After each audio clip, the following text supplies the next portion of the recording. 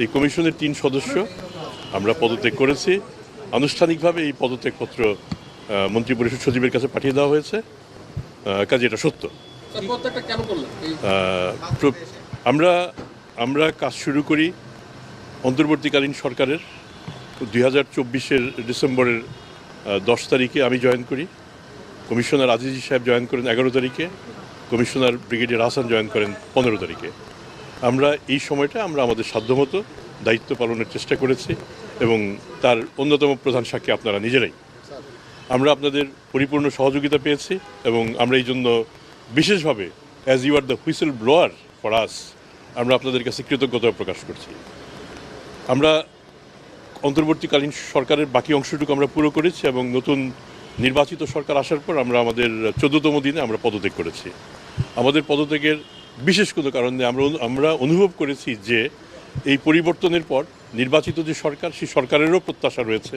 সরকার তার সেই প্রত্যাশা মিট আপ করার জন্য নিশ্চয়ই আমাদের চেয়ে অধিকতর যোগ্য কমিশন এখানে স্থাপন করবেন এবং তাতে দুর্নীতি দমন কমিশন যেমন ভালো হবে, রাষ্ট্রেরও আমি বিশ্বাস করি উপকার হবে এবং সেটা আপনারা নিজেরা নিশ্চয়ই দেখবেন। আমরা এই যে বাড়তি এই নতুন সরকারের সময় যে অংশটুকু কাজ করতে পেরেছি, সেই জন্য আমরা সরকারের কাছে কৃতজ্ঞতা জানাচ্ছি। স্যার, আপনি বলেছিলেন দুদকের একটু ভিন্নভাবে বলি, দুদকের নগদাত ছাড় হচ্ছে। এর আগে একজন কমিশনার চেয়ারম্যান বলেছিলেন দুদকের নগদাত নাই। আপনি এই কদিনে কি দেখেন দুদককে আসলে নগদাত?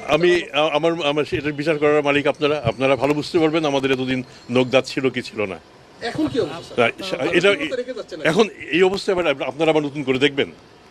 আমরা যে সময়টুকু ছিলাম, যে সময়টুকু আমাদের দায়িত্ব ছিল, আমরা আমাদের দায়িত্ব পালন করার আপ্রাণ চেষ্টা করেছি এবং সেটা সাক্ষ্য আপনারাই দিচ্ছেন। সাংবিধানিক একটা পোস্ট স্যার, আপনারা চলে যাওয়াটাই ধর মেসেজ যাচ্ছে যে পলিটিক্যাল সরকার যেভাবে চাইবে সেভাবে দুদক চলবে।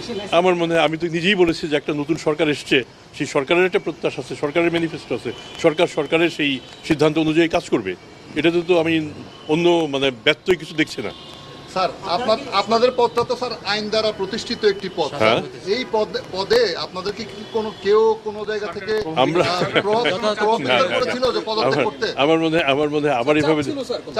আমাদের এইভাবে দেখতে হবে ব্যাপারটা। চলেন আমরা সেভাবে কেন চিন্তা করি। একটা নতুন সরকারের প্রত্যাশা থাকতেই তো পারে এবং আমাদেরও তো একটা অনুভূতি থাকতে পারে। আমরা অনুভব করেছি যে এখন আমাদের চেয়ে অধিকতর যোগ্য লোকের কাজ করা প্রয়োজন।